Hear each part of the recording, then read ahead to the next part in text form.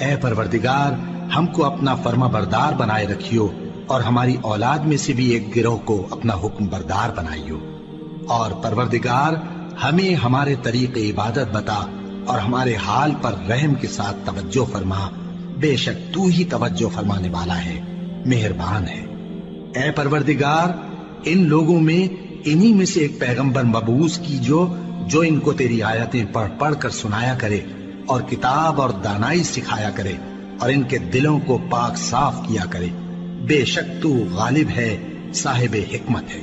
اور ابراہیم کے دین سے کون روگردانی کر سکتا ہے بجز اس کے جو نہایت نادان ہو، اور ہم نے ان کو دنیا میں بھی منتخب کیا تھا اور آخرت میں بھی وہ نیک لوگوں میں ہوں گے۔ جب ان سے ان کے پروردگار نے فرمایا کہ میرے فرما بردار ہو جاؤ تو انہوں نے عرض کی کہ میں رب العالمین کا فرما بردار ہو گیا۔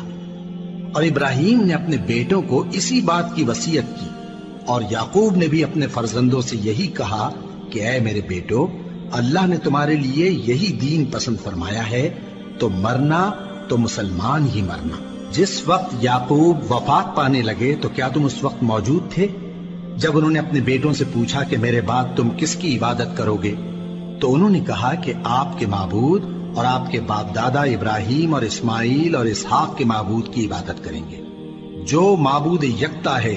اور ہم اسی کے حکم بردار ہیں۔ یہ جماعت گزر چکی، ان کو ان کے اعمال کا بدلہ ملے گا اور تم کو تمہارے اعمال کا، اور جو عمل وہ کرتے تھے ان کی پرسش تم سے نہیں ہوگی۔ اور یہودی اور عیسائی کہتے ہیں کہ یہودی یا عیسائی ہو جاؤ تو سیدھے رستے لگ جاؤ گے۔ اے پیغمبر ان سے کہہ دو نہیں، بلکہ ہم دین ابراہیم اختیار کیے ہوئے ہیں جو ایک اللہ کے ہو رہے تھے اور مشرکوں میں سے نہ تھے۔